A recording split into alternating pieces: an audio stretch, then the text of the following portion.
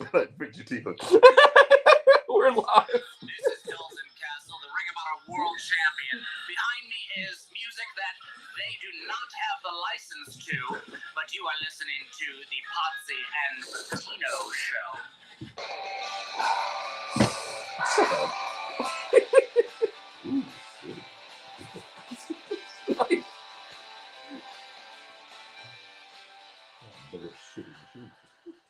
What's up, ladies and gentlemen? I know, right? Ladies and gentlemen, he stuck in. He's like, holla, player. I need a paycheck. Ladies and gentlemen, boys and girls, children of all ages, the Pots and Pans Network brings to you its tag team champions of the world for a 6-pack challenge match. Player. Holla. Holla, Player. Holla. Oh, Tony Khan. Stop doing your That's my Tony Khan impression. He's dreaming of a white Christmas. In Jacksonville. His favorite Christmas song is Let It Snow. Let It Snow. Our theme song, as always, is brought to you by Adam's House Cats, called The Wrestling Song. It's available on iTunes for 99 cents.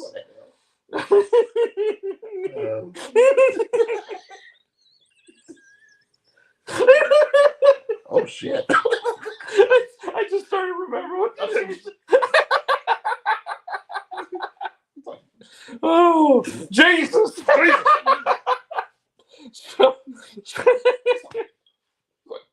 Crack. Oh, Jesus. Oh, look at that. It's like the multiverse of madness over there. So, folks, thank you for joining us tonight on a special Thursday edition. Yeah, it's Don't joke chasing waterfalls. That's not really a waterfall. It's more like a rapids. That's rapids. Yeah, it's rapids. Special edition of the Potsy and Tino show, Thursday night edition. No, what's that? Nobody's in the chat right now. They will be. I hope so. I hope they realize. I did post something on Twitter about it. But if nobody ends up, they'll watch it later. Yeah. It's okay. We didn't do the show on Tuesday mainly because AEW was doing a very special edition of Dynamite on Wednesday, and it just made sense to push the show back a couple days. Don't lie. It really did, though. Don't lie. That's not why you did it, though.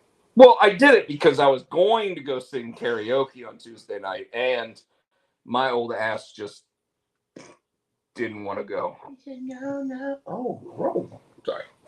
So, folks, so you know, what Tino's looking at right now, I'll go ahead and show you, is my Sony television over there, which my Sony television that is broadcasting 4K, 120 hertz, and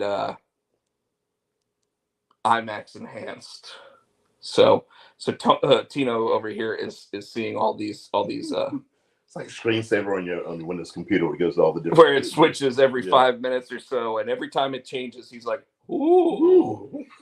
And when I got the TV, he was like, I don't know why you got a new TV. I still don't know why you got a new TV. It's cool. But now you're looking at it and you're like, it's entertaining. You're like, I'm ready to just say let's end the show already so we can watch a movie. That's what he's thinking. Or watch Places to Be tomorrow. We're talking about that. What's up with you? Oh.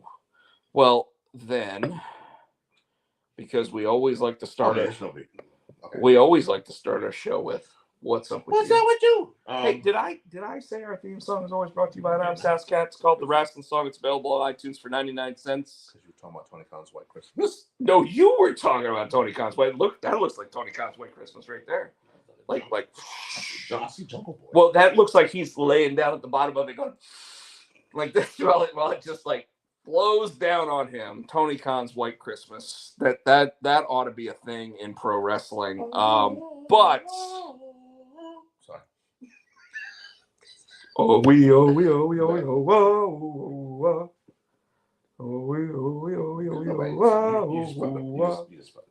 Anywho, Tino,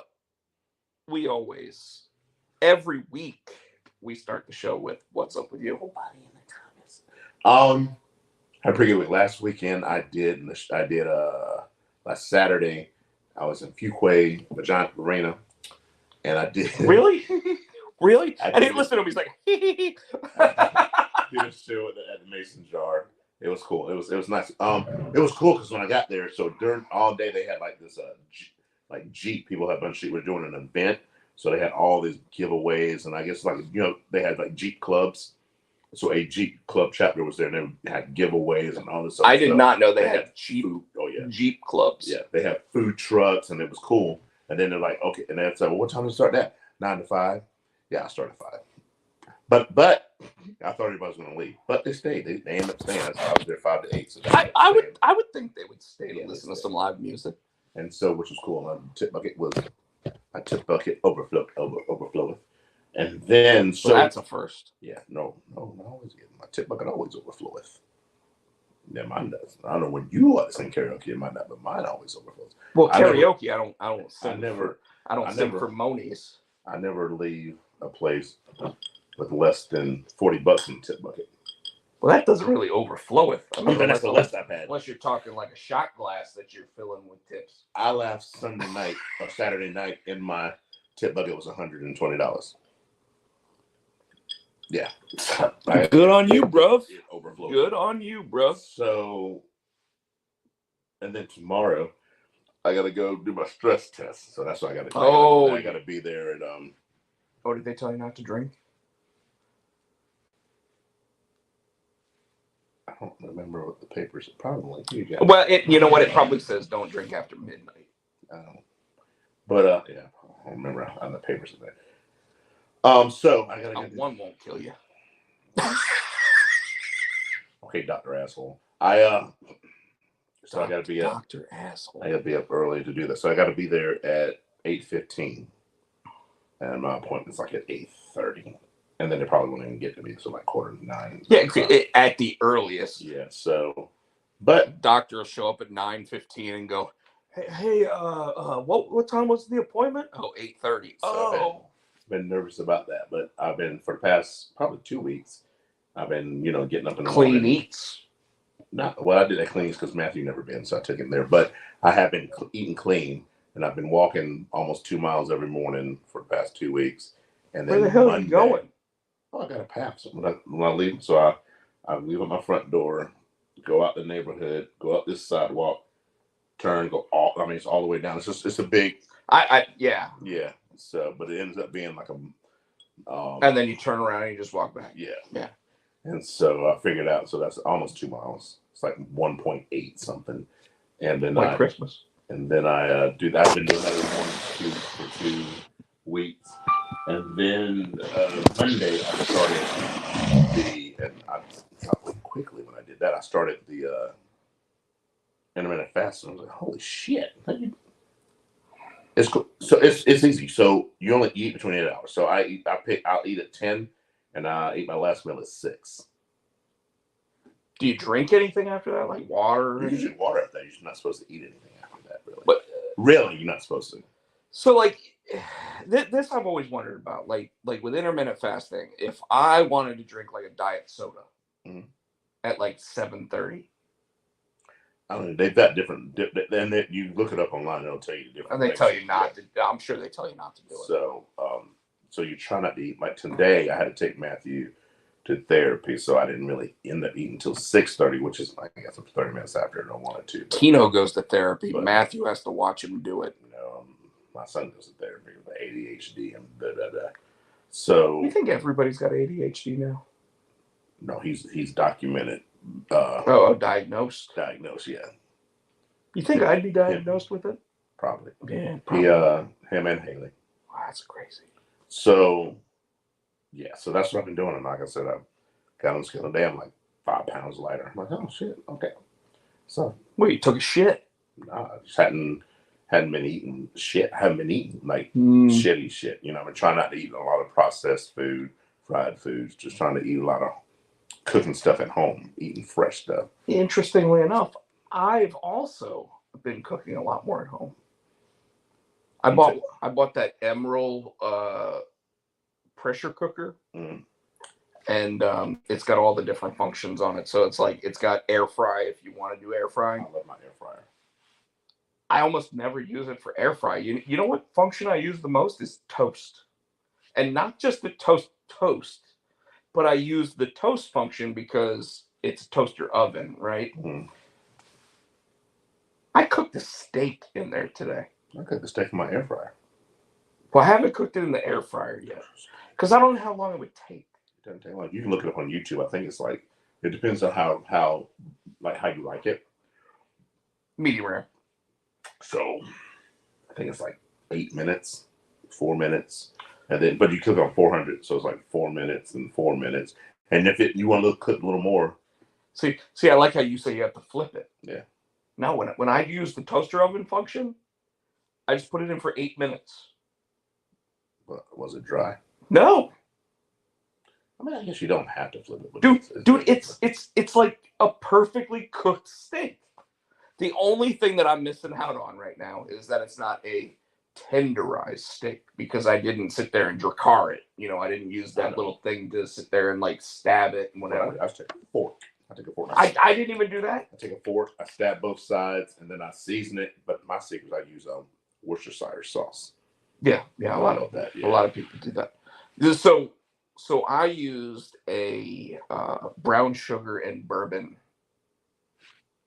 30-minute like rub kind of like well, it wasn't even a rub, it was a marinade, but I put it in a bag and just put it in the fridge for like 3 days. That's supposed to be 30 minutes. It's supposed to be 30 minutes. I did 3 days and it was amazing. Nice. Amazing.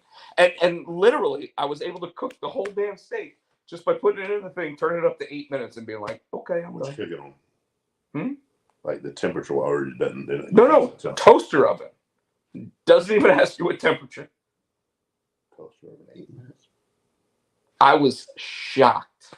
Nice. The first time I did it, I was like, okay, this isn't gonna work. You know, I'm gonna throw this steak out.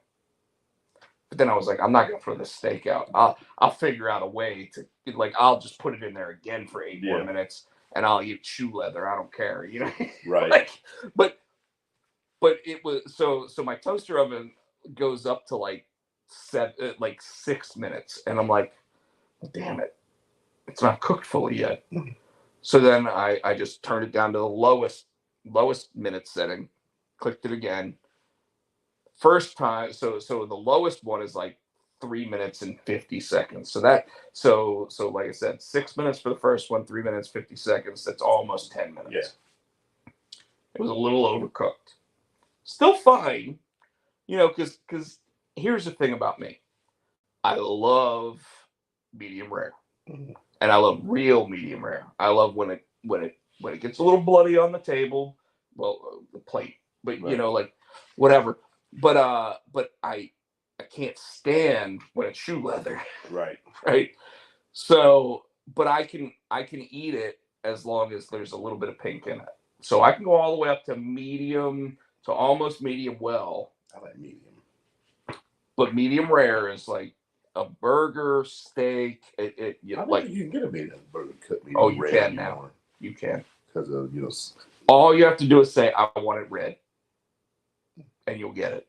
I like it red. I like burgers red. I think it's still raw. I can't do it. What's can't. Funny is it's probably more cooked even at medium rare for a burger than a steak is at medium rare, because a steak hasn't been processed at all, right? But a burger, you know, whatever. So, but the first time I cooked it almost 10 minutes, and I was like, okay, this is a little bit long. So now I sit there and I go, okay, let's make sure that I'll watch it for like the first 2 minutes, turn the thing off, and then cut it back on for another 5 minutes or whatever. Cook it for about 7.5 minutes. And I'm amazed, like a steak that's this thick, which isn't a very thick steak. So, I mean, you would think it would cook pretty fast.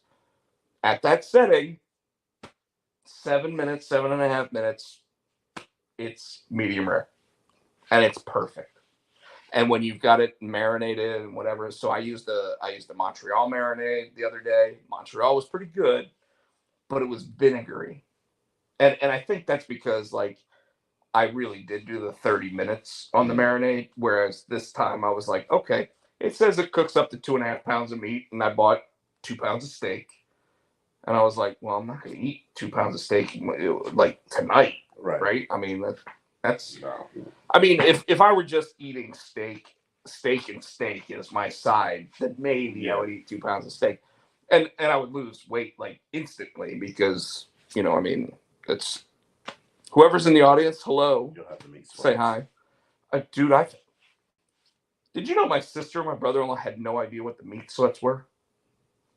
So we went to one of those Brazilian steakhouses.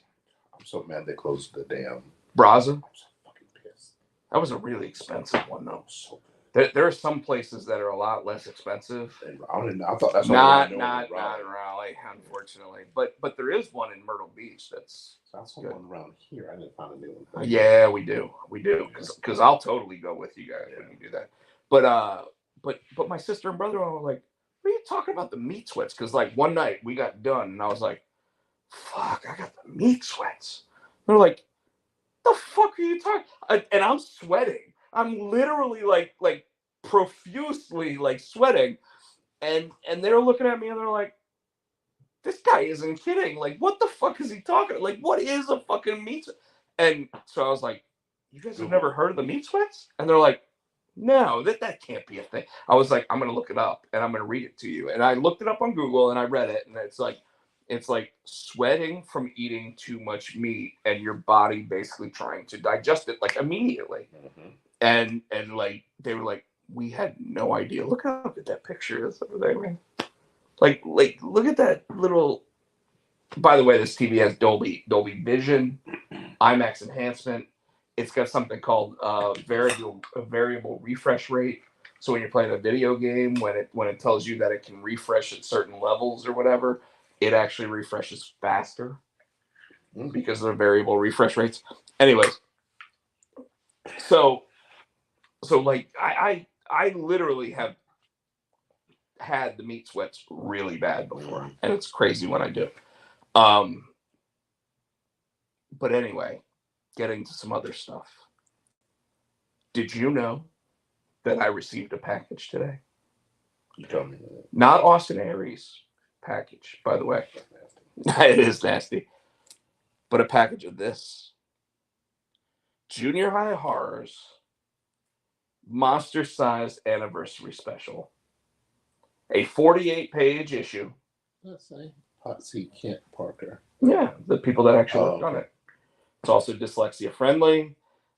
Which, by the way, so what the monster-sized anniversary special is the first 2 issues reprinted because they're no longer available, unless you actually see me at a convention, that they're no longer available. But this is the first time ever that the entire story for issues 1 and 2 are dyslexia friendly, and B, Eric Kent, who was not the artist on the first issue of Junior High Horrors, but took over after number 2 and went all the way through until the last issue that we did, which was not Return of the Walking Flu. It was Strangest Things Forever. Yeah, it's his artwork for the first issue, so he completely redrew the first issue, so that now the first story, which was King Stephen's Petting Zoo, is all in one 48-page issue. Nice. Comes out October 7th in your local comic book store. So take a look and make sure that you jump on that, folks. That's it. Well, I'm trying to think of what else is going on with me. I'm currently working on Immortal Volume 2. Not working on any Junior High Horrors books, but that doesn't mean I won't. As most people know, I was promoted to associate editor at Keen Spot. Yeah. Currently working to sign new, bigger named writers and artists to Keen Spot. Don't have any information to announce there yet, and I'm not going to sit there and talk about people that I'm talking to, but I can probably say that I currently am talking to people that have written Avengers, have written X-Men, have drawn X-Men. Cool. So some people that have become pretty big names in the industry, man. So go ahead. How do I say this? I don't want to. So King Spot is this a big, well known? I never heard of King Spot till you started with them. You know what I'm saying? So would it be? I don't want to say a step down, but you know what I mean. And we worked on Marvel stuff, and now we're coming down to King Spot. So okay. So here's the thing with Keen Spot. Keen Spot is the little guy. Right. They like so the people that work at Marvel, DC, Image, whomever they work with, oftentimes continue working with just those publishers, right? So they'll either work with Image, they'll work with Dark Horse, and you know, Marvel and DC don't really jump into like publishing work that's like creator owned, Right. Unless you're like Neil Gaiman, the guy that did Sandman, Right. right? So what I'm doing is I'm talking to a bunch of these writers and artists about properties that they own that have not been picked up by those places. Okay, that's and in the same breath, they probably got paid well with Marvel King. You guys pay because you're the little one. You know what I mean? You understand what I'm saying? I'm not only a step down, but there's also a pay cut. So I'll go ahead and I'll fill you in some of the other areas, which is this. Marvel pays a page rate. Okay. So if you work on Avengers, they say, hey, as the writer of Avengers, we're going to give you $130 a page. Okay. And how many pages are normally in a comic book? So in a normal comic book, you're talking 20 pages. Okay. So at $130 a page, and I'm just throwing a number out there. I don't know exactly what their rate is for this, but let's say it's $130. Let's say it's $100 a page, just to make the math really easy. Yeah. At 20 pages a book, $100 a page is $2,000. $2,000, yeah. So if you're working on 12 issues at $2,000 a month, that's $24,000. Can you live off one book? Yes. $24,000.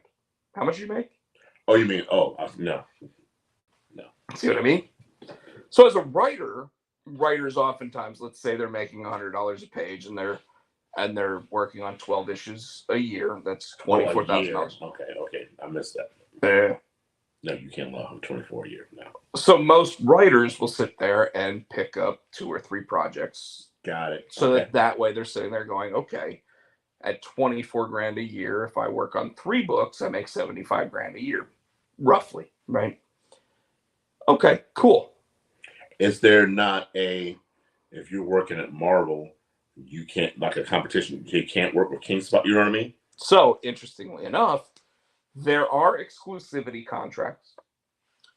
And oftentimes, if you reach out to one of those people, you will immediately find out, hey, I've got an exclusivity. I can't talk to you, right? So, like, for example, a buddy of mine, Brett Booth, works at Image right now for Todd McFarlane Productions doing Gunslinger Spawn. Okay. He's done 12 issues of that book now, but he is on he's working a contract with them, but it is a non-exclusive deal.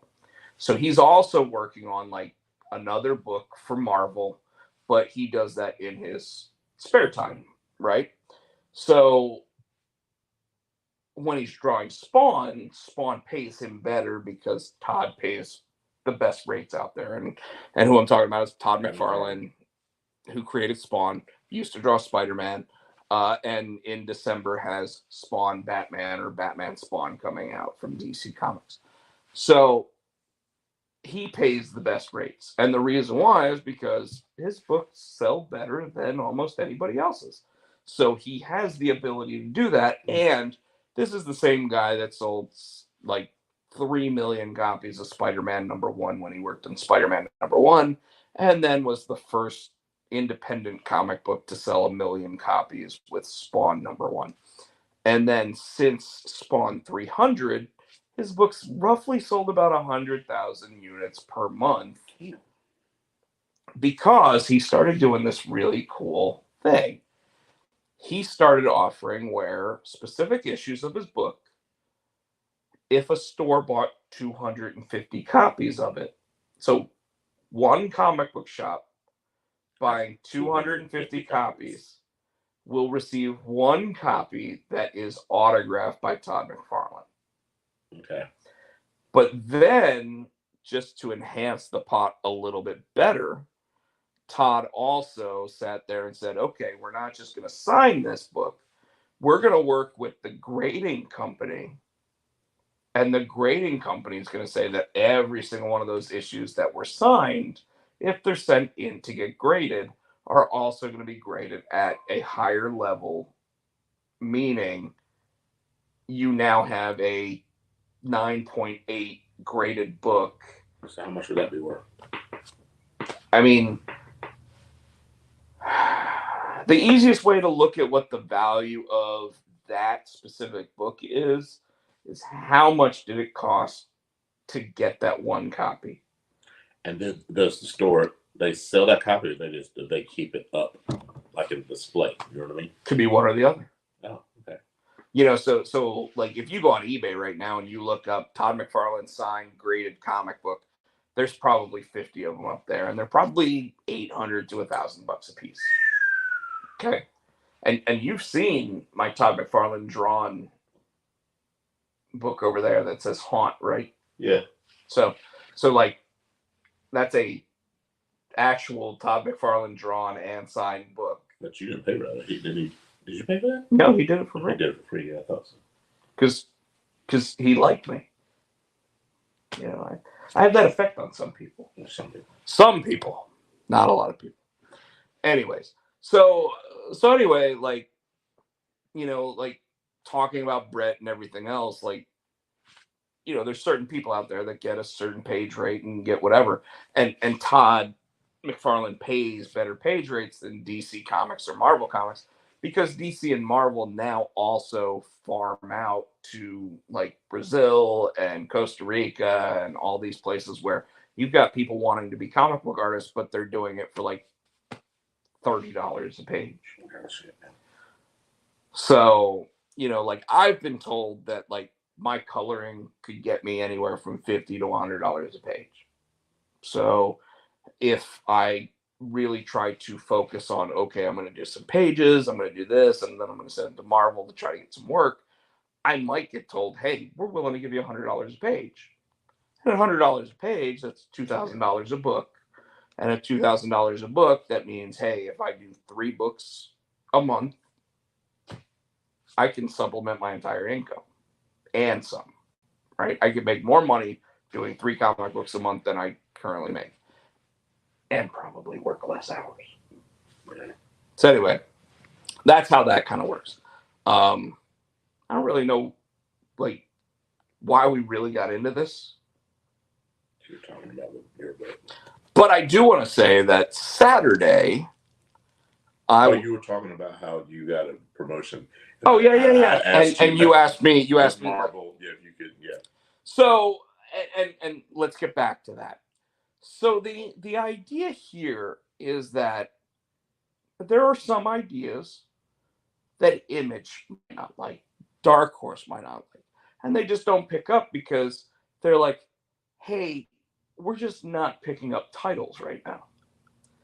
Well, since Keenspot had Marry Me come out in theaters as well as on Amazon Prime,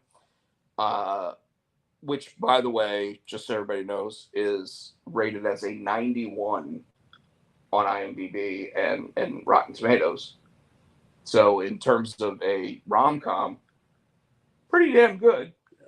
Also directed by the same woman that has a new show on Disney Plus called She-Hulk. So she directed that movie. Okay. So she directed the first 4 episodes of She-Hulk, and she's going to direct episodes 8 and 9 of She-Hulk. But she's the executive producer, Kat Coiro. I'm digging She-Hulk. What's that? I'm digging She-Hulk. It is pretty funny. Yeah. It is pretty funny. Did you watch the new episode today? That's Thursday. I thought, oh shit, no. I work from home, and my days fucking run together. Did you know that what is it? Jamila Jamil is Titania. So she was in a show called The Good Place.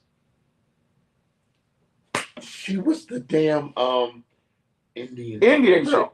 That's her? Yes. Oh my god. And you would never guess it based on the fact that she has no accent. Yeah. I love The Good Place. That show's too good. If you get a chance, you're like a binge that. That show. So Ted Danson is fucking hilarious. Ted Danson really was hilarious. That show is produced by Drew Goddard, who also did an interesting movie called Cabin in the Woods. I didn't see that. Okay. So the horror movie all about like whether or not you choose a certain thing to determine what kind of evil actually comes to life. Yes, he's the same guy that did that. And he now has a show on Amazon called Upload. Okay. Which has Robbie Amell in it, the guy from not Stephen Amell, not the one from Heels. His brother. Yes, it's cousin. It's his cousin. Cousin. But he plays a guy who dies, and they upload his consciousness to a digital world so that if they ever figure out how to bring people back to life, they will be able to download his consciousness back into them. They did bring Robbie and Mel into Arrow, didn't they? Didn't he play a character on Arrow? He did. He played Kid Flash, the red. No, Firestorm. Firestorm. He was mixed with Flash. No, well, it was on the Flash show. Oh yeah. But yeah. Anyways, by the way, I sent you the thing. Hills is returning for season 2. It is next month, and I'm pretty excited. Next month is a big month for TV, man, because like Heels comes back tonight. I mean, three episodes, 3 different Law and Orders come back. I am, man. I'm getting ready to look how good that picture is on that thing. I was telling you, me and Nicole were like, our NCISs are back now. So that was us the other night. Yeah, get off the phone, Rob. Well, so by the time I don't know who's watching us, but you haven't said anything. I'm a little disappointed. I would like to hear from you. By the time we get Matthew down and she's home from work and dinner done and dishes are clean. That's our time because she falls asleep because she's tired. Yeah. So usually about 9:30 she's out. So that small window between 7:30, 8 o'clock to about 9:30, that's when we're gonna watch TV. That's when we spend time. And then you're on the phone and we're like, get the fucking phone. No, she got a kick out of it. She thought she was. We had a good time talking that night. I don't think I really got anything else to talk about. Let's hit this wrestling. Because there's a lot to talk about. There is a lot, especially because we went a couple extra days. But the good news is we don't have to talk about last week's AEW because we're just going to talk about this week's AEW. Yeah. So, but let's start. And you know what? Raw? Did we talk? No, we didn't do somebody. Was Raw anything? Well, I mean, NXT had 2 episodes during that time, and during that time, Solo Sikoa. And won the title and then lost the title. Well. He won the title. But not lost it. Then he defended the title on SmackDown. And guess fucking why? But hold on. Who cares who it was against and who cares why? Let's talk about and yeah, we're gonna go ahead and just Solo Sikoa from NXT wins. Oh, we got a comment? Oh, it's David Selstock. What's going on, David? I'm watching on my Xbox. That's why I haven't said anything. No problem, man. I appreciate you actually just giving us a view and keeping up with us. But Solo Sikoa wins the title against Carmelo Hayes. And it's because Carmelo and Trick Williams beat up the guy that was supposed to face him. Wesley. Not Wesley. Wesley. Yeah. And again, like I told you, like Wesley has basically become the jobber. I don't know. I think his time for a come up. But go ahead.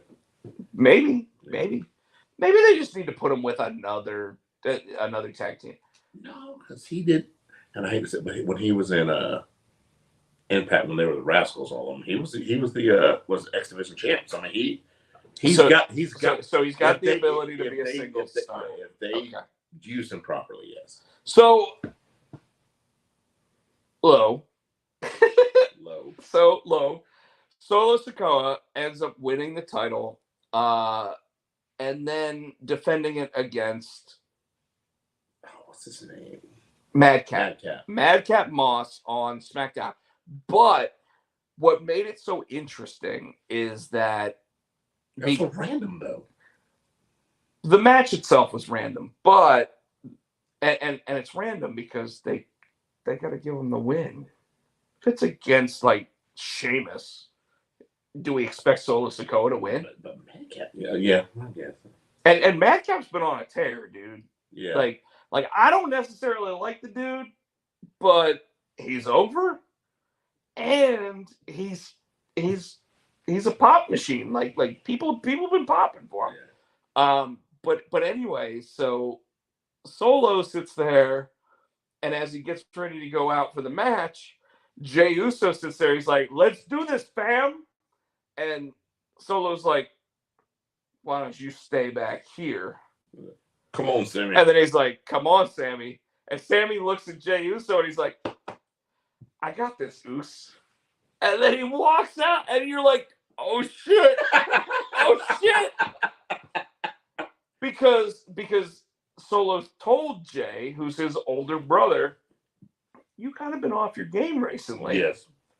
Whoa, bro. Whoa. Like I'm gonna channel my inner Vince Russo here. Whoa, bro. That's just not the way you do this, bro. Right? Yeah, I couldn't believe you said that either. I forgot about that. And but Sammy's reaction and then going, that shit was awesome, dude. Like, I don't care if there was nothing else about SmackDown that was worth watching. Which, by the way, there was one other thing majorly worth watching, but we're obviously talking about NXT right now. Not really anything else from last week's NXT. Was there anything from this week's NXT you want to talk about? Solo got stripped of the belt. At the very beginning of the episode, I couldn't tell who Shawn Michaels was looking at. That reminds me. Did you get the thing? Yeah. He's in the googly eye. He said, "They were stuff for son because I always want to honey." But explain it to the people watching, man. You can't just the googly eye. Somebody said him. They were doing it was a TikTok. It was a TikTok. It was Hall of Fame induction. Hilarious induction speeches. And I guess this when Shawn Michaels was getting inducted. Triple H was inducting him, and he was just ragging Shawn Michaels, talking about his bald spot. Told him to just shave his back and put it up there. He's in a Hulk Hogan hair club. But then he was talking about, and then that thing that, the googly eye. And he did a cross-eyed thing.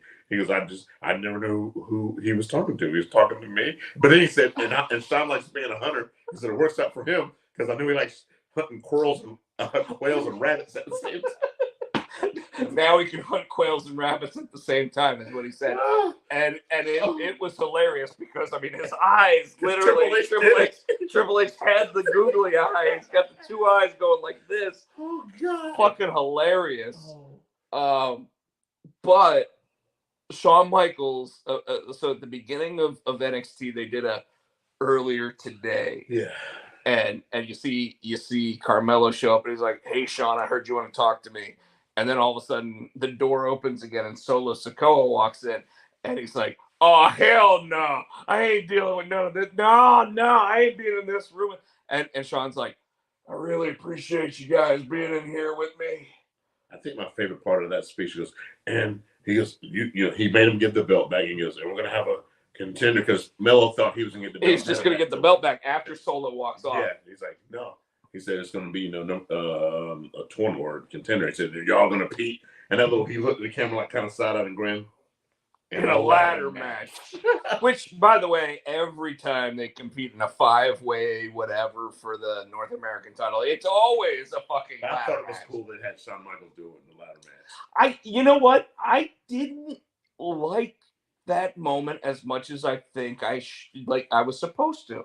And the reason why is because yes, I know Shawn Michaels is the backstage guy at this point, but they've never established him on camera as. But maybe that's the beginning of him being sort of a general manager. You know what I mean? Maybe they're just going to ease him in, and this was like an introduction to it. Maybe, I don't know. I don't know. We noticed that there's more people in the audience. If you want to go ahead and chime in the conversation, please go ahead and drop us a line.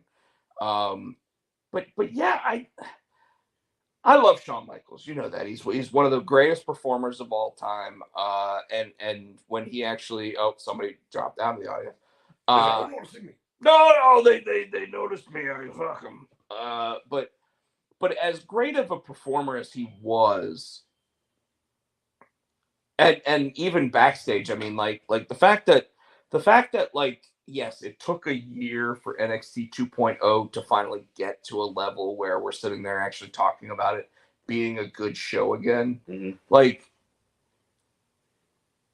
he was in charge of that. Yes, you know, like Triple H was gone for a year, and like Shawn picked it up and ran with it, and he took all the bullshit for 7 or 8 months, which was we don't care if people don't like this. You're going to do this, and he was like, all right, I'll do it. That's just what I'm supposed to do, and he did. And when Hunter got put in charge, all of a sudden, you notice they changed the logo. Now they changed the logo, but did you notice that none of the other stuff changed? It's all still the tie-dye bullshit. And that's because they didn't have time to change everything else. Like they're saying, hey, we're gonna give you what you want, but it's gonna take time to actually get all the fixtures and everything right too. So I was okay with that. This week we had matches like Toxic Attraction. What? More comments. Do we? I don't see any more comments. It's 3. He said. Oh, David. He said, have either of you ever played DP or ever been to a DPW? So no, I noticed that you and Jason both went to the Sumi Sakai. Go ahead and say it. The Orthopedic Sketchers show. Orthopedic Sketchers. Like, was it sponsored by Orthopedic Sketchers, David? Because that's what she wears. Because that's what Sumi Sakai wears. That's what I say. It's Asuka's grandma. Tino gives Jason such a hard fucking time. You started it. No, you started it. You just called her Asuka's grandma. I called her Asuka's grandma. I said she wears Orthopedic Sketchers. And it just went from there. But no, we knew Jason was going to that show. We heard you went to, like, I saw that you went to that show. I was actually quite surprised by that. So no, I haven't been to one of those shows. I'm sure it was good, and I'm sure that somebody had to wheel Asuka's grandma to the ring and put on her Skechers and tie them for her. No, Velcro. Well, someone still had to zip the Velcro for her. But anyways, yeah, but David might at this point too. So, but anyway, a Toxic Attraction ended up facing two of the newer women. Is that last week or this week? No, this week. And Toxic Attraction won. No, they weren't no names. Who did they face? They weren't no names, yeah, right. but it was kind of like they put them together to be in a tag team. You know how it is. Like the actual tag team is going to be two randos put together. And then they had Braun Breaker actually walk out one of Connor's Cure's kids. I thought it was kind of cool. It was okay. It fits with his character being a babyface right now, so it's all right. He's NXT John Cena. I guess he's as close as they get to it, yeah. And then of course we had matches for towards the mellow thing. Interestingly enough, though, But Breaker also came out on commentary for the main event. And then your boy showed up. My boy, who's my boy? The Russian Dragunov. Oh yeah. Well, but who won the match? It wasn't Trent Seven. No, it was what's his name? J McDonough, whatever his name was. Which Yeah, I was surprised. It blew everybody away, and then all of a sudden, like as Breaker got in the ring with him and stared him down. Did you see the look on the JD Dunner's face when that music hit and dude came out? He looked like, and I know it's for sure, but he looked scared. Like no. He's like, it's my time. Fuck you, because he knew he's probably gonna get his ass whooped. So I have to assume, because I didn't watch a lot of NXT UK, that Dragunov got put on the shelf by him. And that's what I'm thinking happened here. And in this situation, when Dragunov shows up and he's like, no, I'm supposed to be the guy now. And now all of a sudden, and that crowd blew up. And sure, it's 500 people at the Performance Center. But still, it was a pop. But I mean, it was a Stone Cold pop. I mean, it wasn't loud, but it wasn't a Stone Cold. Like, don't go blowing over. Don't go overblowing. Okay, for 500.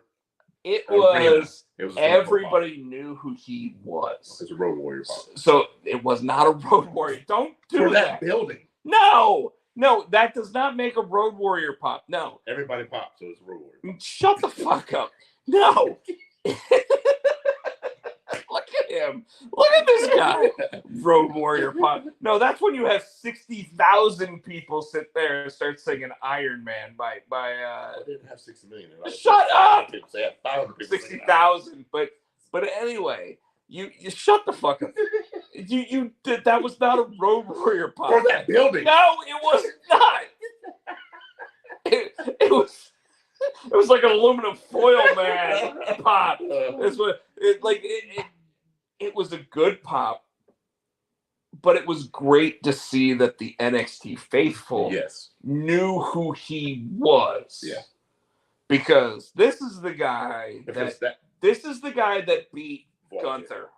Well, yeah, it was Gunther then, but yeah. It was Walter then, but he is Gunther now. Yeah. Did you go back and watch that match? Which one? The Gunther. I was the one that told you to watch that match. Look at that koala. He's looking at you like, bitch. Don't you give me the googly eye. Anyways, so when Ilya Dragunov came out, it was great. It was great, and that is where the idea of taking NXT UK and collapsing it so that way they have more new talent that can be introduced into NXT is fucking phenomenal. Yeah, like they're doing it right. They're not. They're not overloading it. And that's something that AEW with the. So you had too many people, but that's what they should have done when they got ROH, kind of introduce a new talent, but they've got so many already. You know what I mean? So they're overloaded with talent. We're going to talk about AEW and ROH here shortly, but I want to go ahead and talk now about SmackDown, because we'll get to AEW Dynamite, because I want to talk about this week's AEW Dynamite, which was Grand Slam.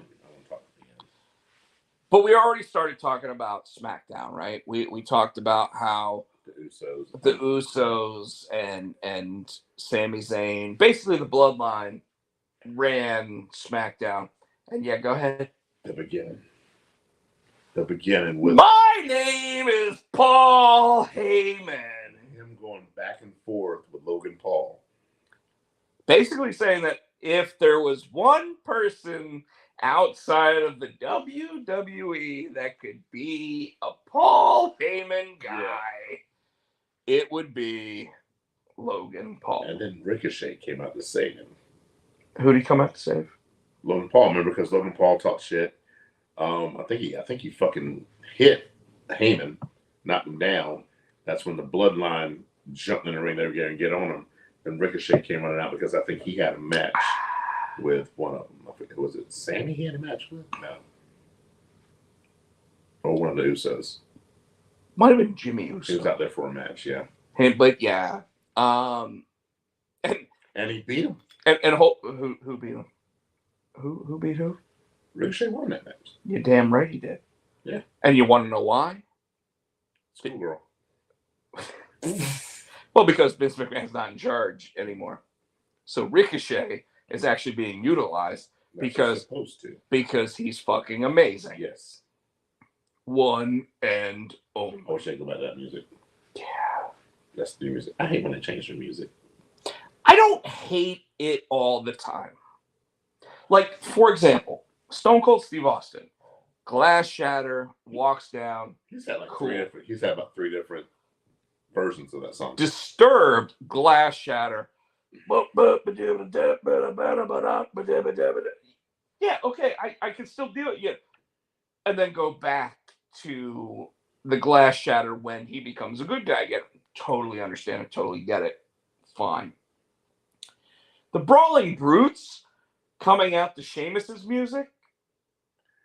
Yeah, I don't think they've got there. They're still, I guess they're still, because when they come out with Sheamus. So I don't think they bothered to think, well, these guys, are going to be, a tag team. They need their own music. And even if they used like the first part, like they do with a lot of people, use the first part of Sheamus music and then break off into another song, just so you know, okay, this is good for now. This is who's coming, and then play their music. And as you can see, these guys are getting over as baby faces now. Hell yeah.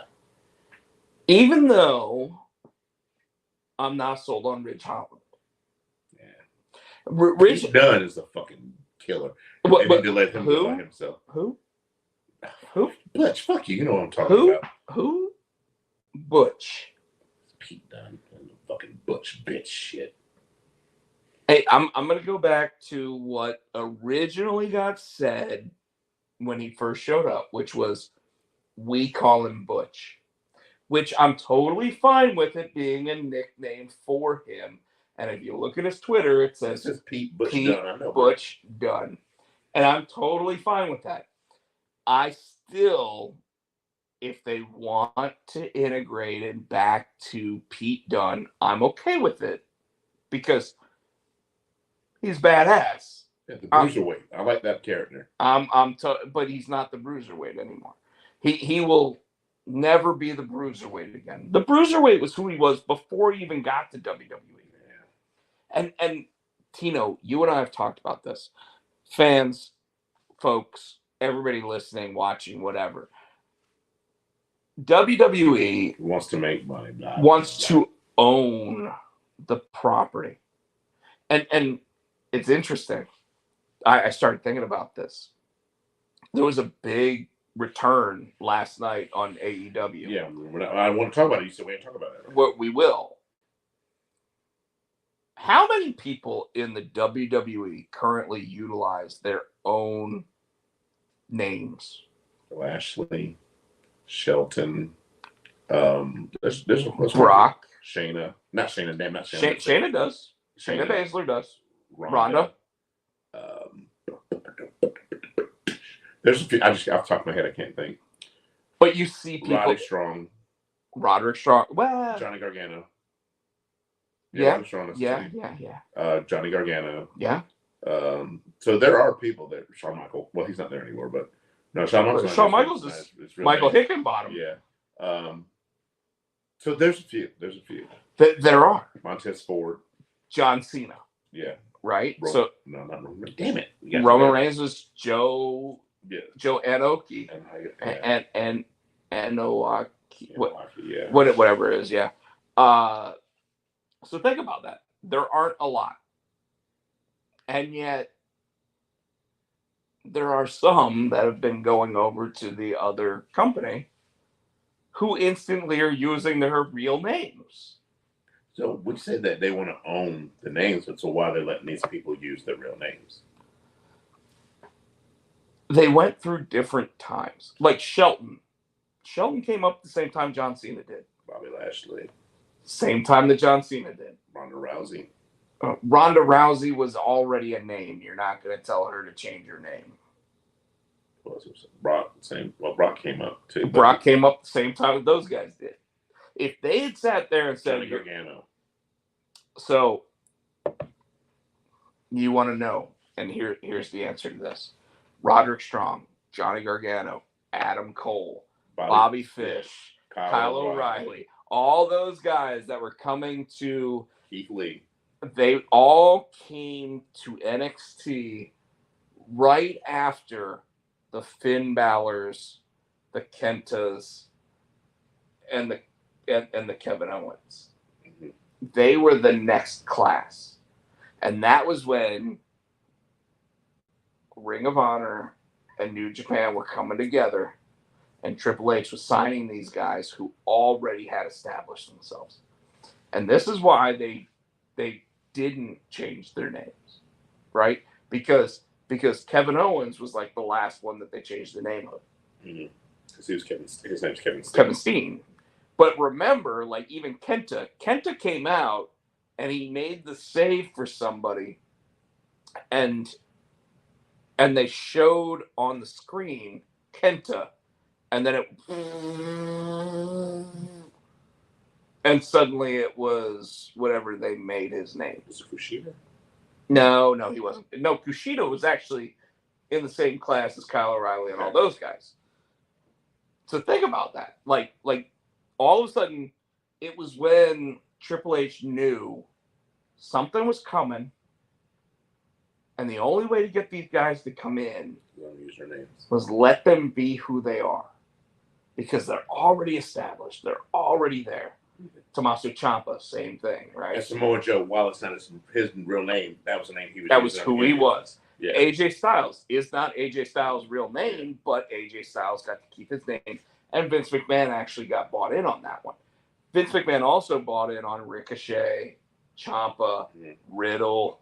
I mean, think about all the people that actually use their real names now. Riddle actually was an undefeated UFC fighter, so allowing him to keep his name makes sense. Changing it to Riddle so that you can sit there and market it as a WWE name for WWE action figures and things like that. Which is why they, for the longest time, wouldn't let Cody Rhodes be Cody Rhodes, because they own Rhodes. And they finally let him. Well, they actually owned Cody Rhodes until, interestingly enough, they owned it until Cody Rhodes found, and somebody sent it to him. Oh, a poster or something.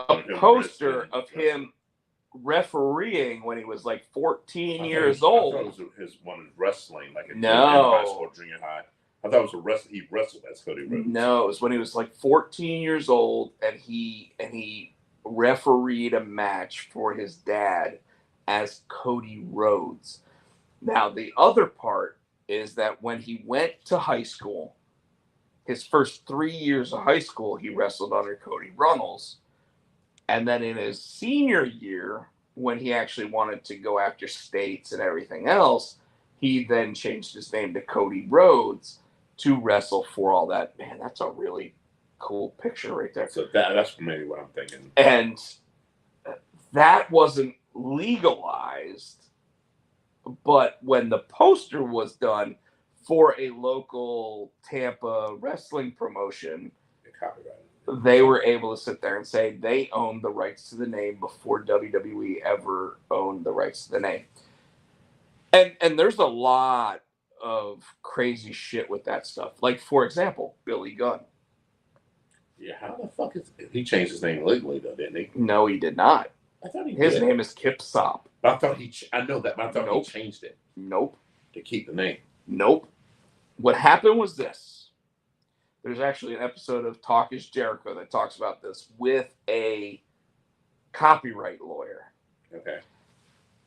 A copyright and trademark lawyer. And what happened was Kip Sop got hired by AEW, and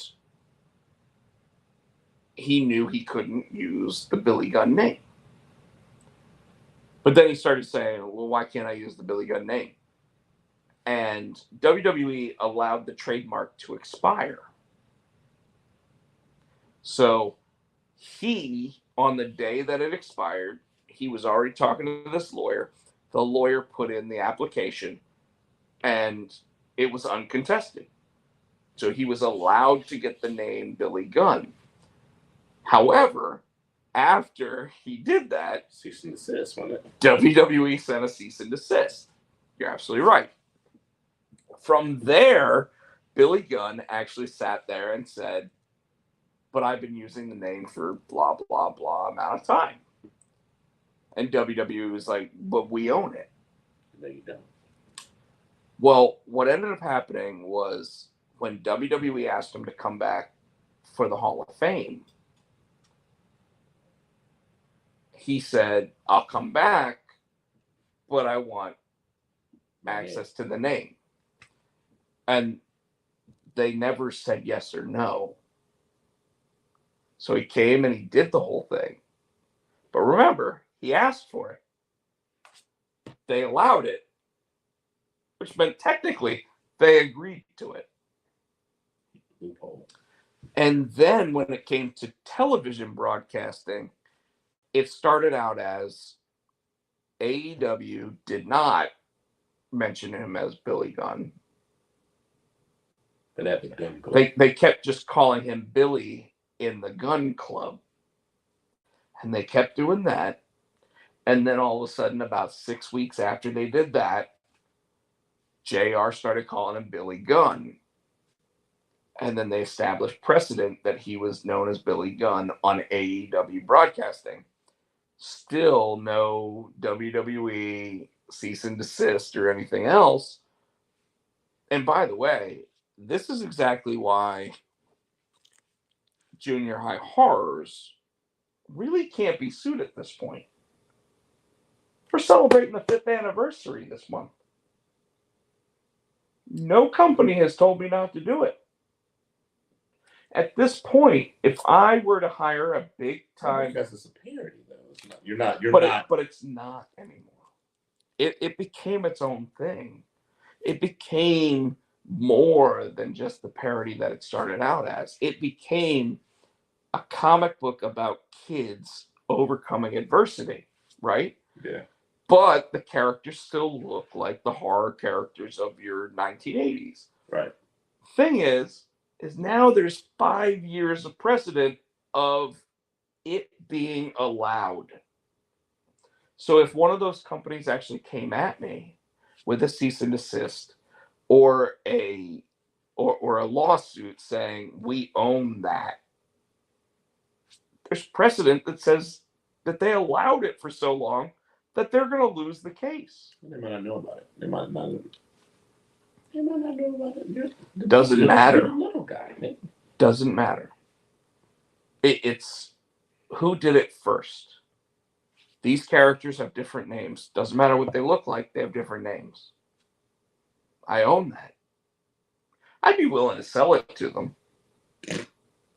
I'd even be willing to sell it to them and continue writing it.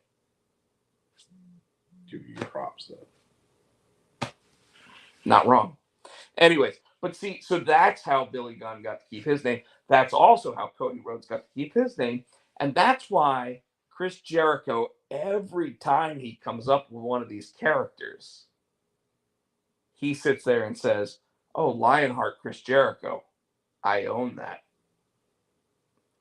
That's why when you think about Chris Jericho coming into WWE, yeah, WWE doesn't own Chris Jericho. They just own the library for what he did while he was there.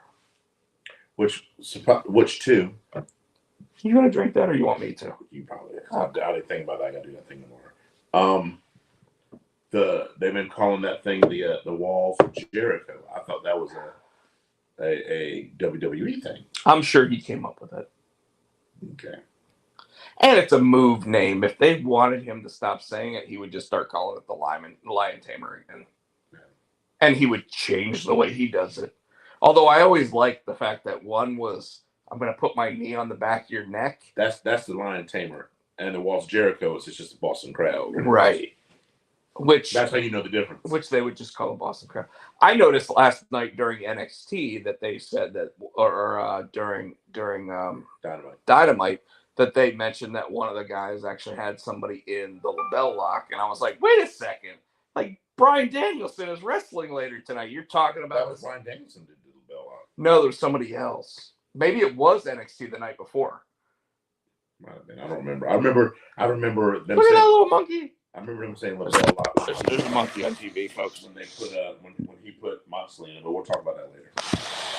Oh, it just changed to a giant flower. So, But anyway. Yeah. 9:39. It is. Yeah. It is. So, all right. So let's go to Monday Night Raw because I don't really care about Rampage. There wasn't anything that I noticed about Rampage. I mean, it got us. Well, no, the finals for the Dynamite or AEW World Championship was all set on Dynamite, so we didn't even get that. This week, tomorrow night, we're gonna get 2 hours. We're gonna get Action Bronson. I'm curious to see that. Did you know he signed a contract that says he doesn't have to bump?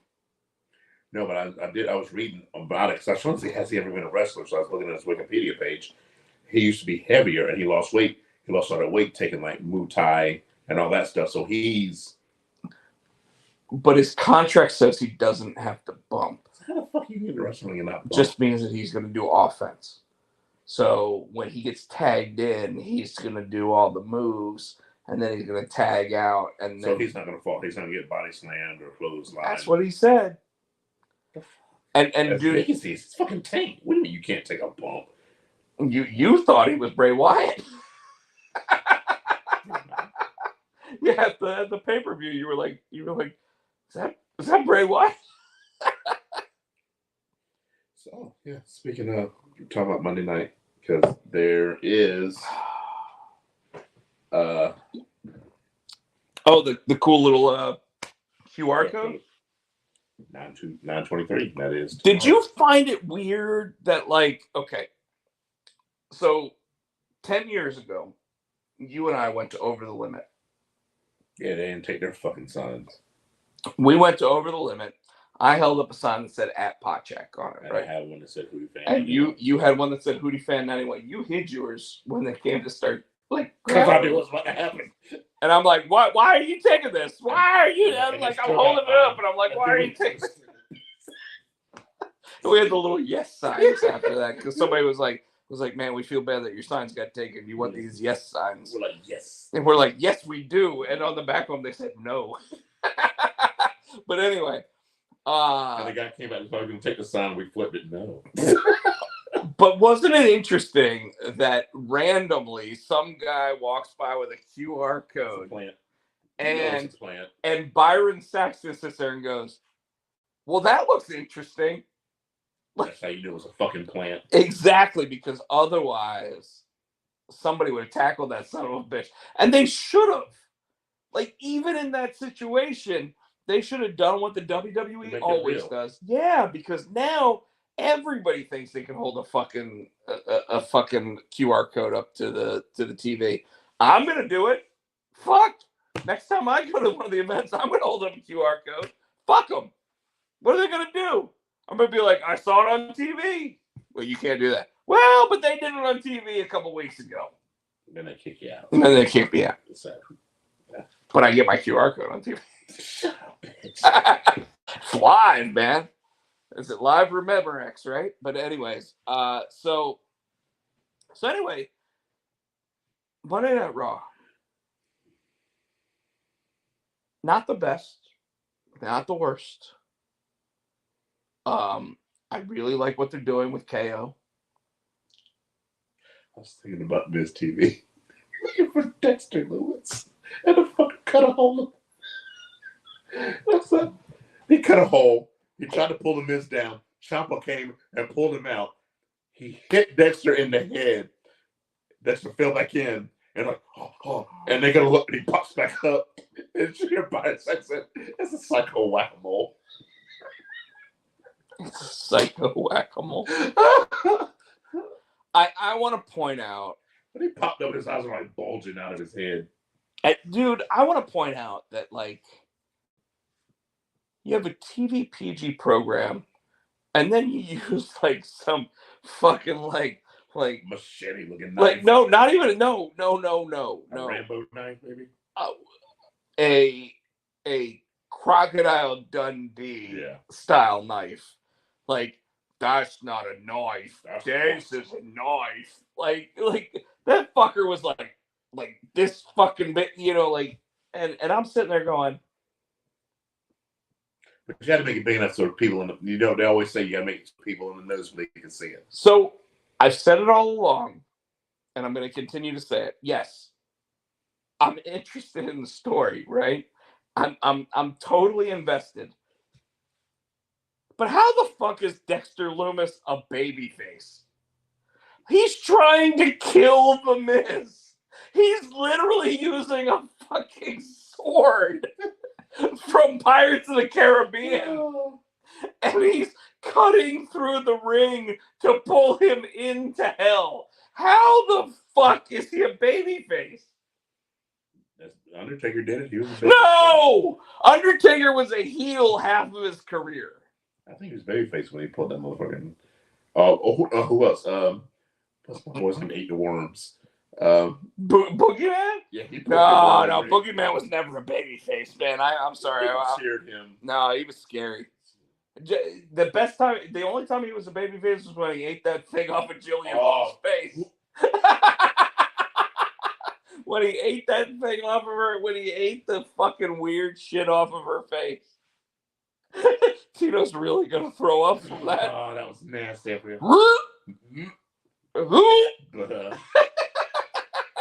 So I'm telling you though, like there is no world. Yeah, I totally just did that, and it's because I'm so angry at this moment. There is no world where Dexter Lumis should ever be a babyface, and still to this day, I'm thinking if you shave his head, you have him grow a goatee, he's the second coming of fucking Stone Cold Steve Austin. And you don't do that. I get it. Like, you don't. Like, you could sell it as he's the son of Stone Cold Steve Austin, and you might actually buy into that, and you know, like, call him Stone Cold Dexter Lumis, whatever. I don't care. But my point is that, like, the idea behind the character as a stalker, as a serial killer, as everything that you were taught not to like as a human being. It's fucking hilarious. But why is he a good guy? Why? Because it's the Miz. Because when you think because and then all the stuff he did at NXT. But think about it. And then, when you think about it, when you go back and you actually think about Sam Shaw was not a good guy. Not in TNA, wasn't it? Like he was a stalker.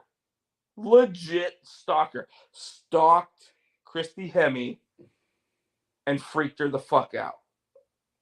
And yet we're supposed to now think totally cool. He married Indy Hartwell. Because he draws pictures. Now I don't know. Which is creepy. It was kind of funny when he had to do a picture. It makes me think that I'm creepy. Thanks. It makes me think that I'm creepy. No, it was kind of funny when he drew himself in the family portrait with the Miz raising the kids. So I do want to say that I did notice that Johnny Gargano and Candice LeRae actually took a picture in the airport with Indy Hartwell with their baby. So Indy was on the trip with them and holding the baby, and it's like, look who we're taking with us. That's funny. But Dexter Lumis was nowhere to be found. He's taking the picture.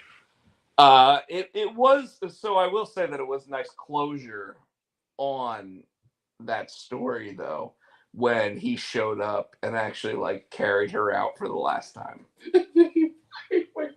When the door was closed. As he was being taken away. As he was being taken away, he's like, bye. He left her a note. Yes. So, all right. That's all I can think of them wrong. Main event though, Seth Rollins versus Bobby Lashley. That was the first match. Right. Yeah. This is the main event though. Kind of knew he wasn't going to win that. Who? Seth. Because I think they're holding off. He's gonna be in the main event title picture. Oh yeah, you think so? Yeah. I don't know who's going to take that belt off of Lashley, but I didn't think it was going to be Rollins. Damn. Yeah, it was a weird. It came from like down on my knees almost. So I was hoping that we were going to continue the SmackDown versus Raw Survivor Series stuff, and it doesn't really feel like we're going to. And Triple H even said we're not because they announced War Games. How that's going to work. He said it's going to be storyline driven. There's going to be a men's match and a women's match. And the men's match, if I had to guess, is going to be Bloodline, Roman, Solo, Sammy, and the Usos. So that's 5. So there's your team. If I had to guess, I'm going to say Kevin Owens, Johnny Gargano, because they seem to be kind of like grouping up together. Maybe Drew McIntyre, and then Street Profits. I'd buy the match. I'd buy the match. Roman Brutes maybe try to help push them over. And the other one I thought was if you don't have Drew and you don't have the Street Profits, then you throw the Brawling Brutes in there. Yeah, even without Sheamus, I'm saying because they're number one contenders now. But all three, yeah, all three actually make for a really good But I am thinking Kevin Owens and Johnny Gargano. Yeah, I would love for it to be Gargano and Ciampa, kind of a DIY kind of thing. So I think at some point, probably before WrestleMania, we're going to end up getting where they almost tease Gargano versus Ciampa because The Miz tells Ciampa to go after Gargano, and then Ciampa's going to turn on The Miz at that point. I think that's the end game with that. And I'm even okay with like the green neon and purple costuming. I'm okay with that. But I do think that's kind of where that's headed. And I would love to hear what the group thinks about that. Though I think David still might be the only one in the audience. And nothing. Oh, you're about to say something, but then you're like, nothing. All right, so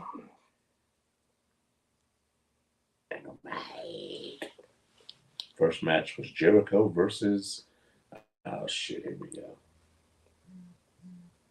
Claudio. Yeah, go ahead. I saw a look on your face. I'm like, here we go. So I want to go ahead and say, before anything else, so before I catch garbage from people, Dynamite was excellent. Oh, yeah. It was a really good put together show.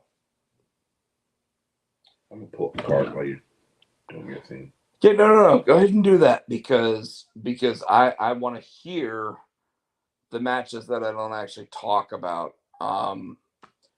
Because I'm going to tell you, as excellent as the card was, I don't agree with the outcomes. And I know that I am not the booker, but I'll start with the main event. Jon Moxley versus Bryan Danielson. You're going backwards, okay. I will, and here's why. And we could talk about the match more, but I want to talk about the reaction.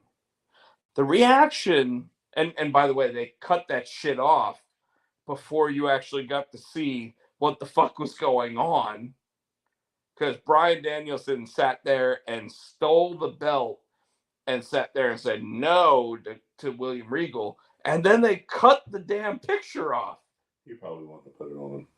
He was going to, because it's what he did with fucking Daniel Garcia, right? Mm-hmm. But we didn't get to see it. So now we're left to wonder, was he upset? Did he not? No, the fact... I think they did that on purpose, though. I don't think they did it on purpose. I think it was another one of... Desperately out of time. I think it's another one of those Halloween Havocs where it was Goldberg versus fucking DDP, and they ran out of time, and they had to give it away on TV the next week because of that bullshit. So I'm gonna go ahead. Do you have it? Oh, you were talking. Oh, you're not talking. Okay. So the first match was Jericho. Jericho versus Claudio Castagnoli. Jericho came out to a huge ovation. He did. He came up to... That was a face pop. That wasn't a heel pop. It was, because Jericho in New York City, And he let them play. He let them play Potsy. and And he let them sing. You notice that too? And he did this for them to keep going. And he smiled. So he was almost that face Jericho when he was with the Pinnacle. Remember? Not Pinnacle. The Inner Circle.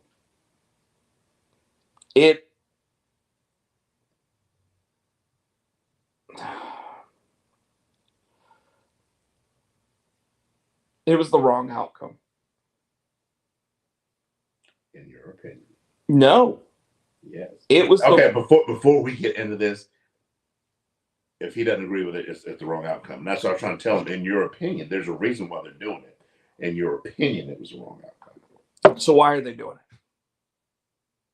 Oh, not this match. I'm talking about. No. Tell me why they're doing it with Jericho versus Claudio. A, Jericho's never had that championship. B, they're going this whole storyline of he's a sports entertainer, not a wrestler. ROH is a wrestling program, so that was the whole point of putting that. Claudio put the hand out. Jericho shook it. Eventually. He stared at it and did this number. He's like... And Aubrey's in the ring doing this.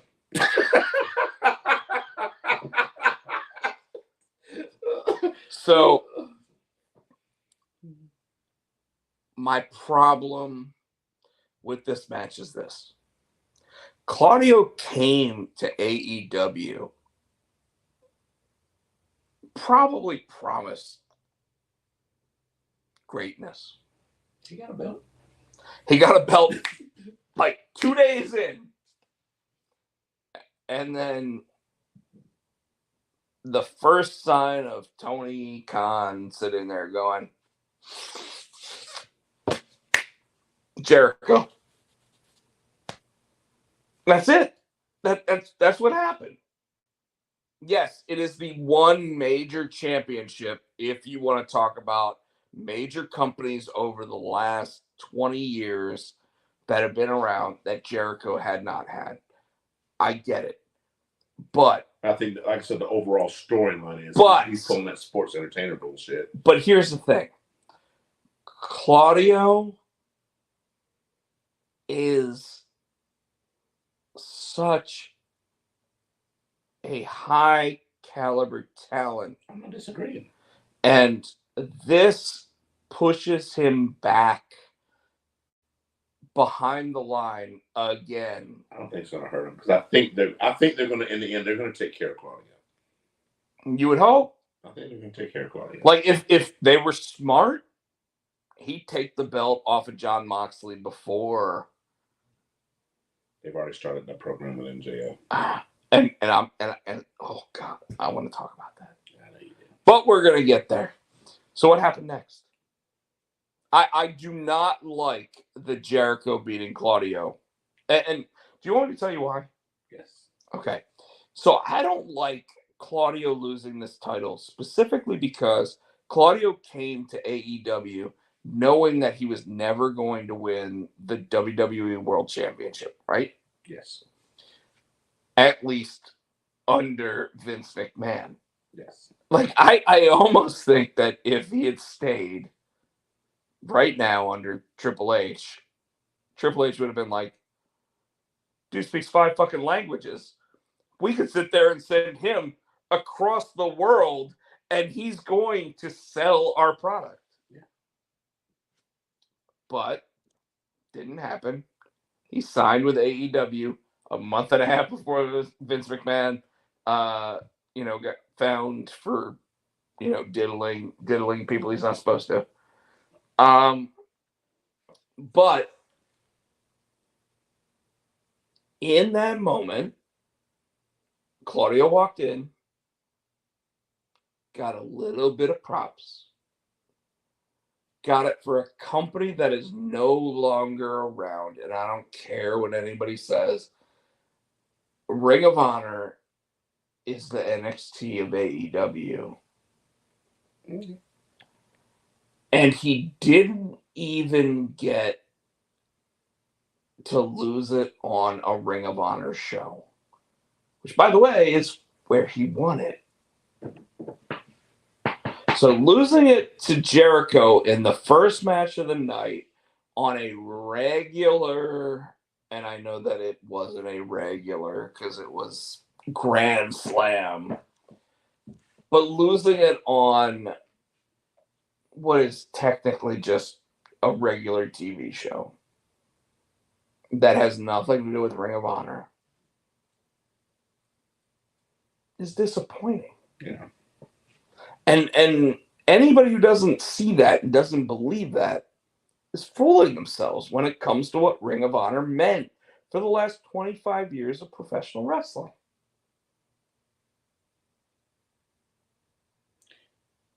And again, that's what they're playing off of. You see what I'm saying? I guess. They're playing off of Ring of Honor for the past 25 years is pure wrestling. I mean, it's wrestling. Chris Jericho's thing right now, he's a sports entertainer. He's not a wrestler, which is why. But he never worked for Ring of Honor either. Yeah. So giving him that belt, it's a slap in the face. And I know, like, based on how you're saying it, I get it, kind of, but it's still a slap in the face. Like, and think about Jonathan Gresham, who lost it to Claudio. He's a bad boy. And immediately got angry at the fact that he signed a contract with him. If they don't put that belt on Jay Lethal. The belt should have been on Jay Lethal, like, immediately. So that's what I think should take it. Or Samoa Joe, or CM Punk, or any of the guys that were original, like Bryan Danielson as I would even be happy with Josh Woods, whether he took Samoa Joe's belt or that world belt. Because he was ROH. Like, he came up. I'll tell you right now, I would bring Dalton Castle in and be like, hey, I'm taking that belt. They don't know Dalton Castle. They don't, apparently. Yeah. But that's my point. Jay Briscoe. They don't want Jay on there. No, they don't. Well, that's not even AEW television. That's Warner Brothers. Yeah. That doesn't want them.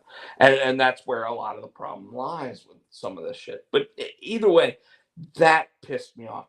The whole idea that like, I was at least glad that it was a 3 count and not a submission. Because we're going to talk about that a little bit later. So what else happened? Yeah, that was beautiful. Scissor me, Daddy-O. So I was out at Ruckus last night, and I walked up to Terrence, and I went like this, and Terrence like that with me, because we've bought in. Oh yeah, it's about time they want that. They want. Well, I'm gonna say right now, Billy Gunn, dude, is just as over as he ever was in WWE, and he's 60 fucking years old almost. And they're singing to him, "Oh, scissor me, Daddy."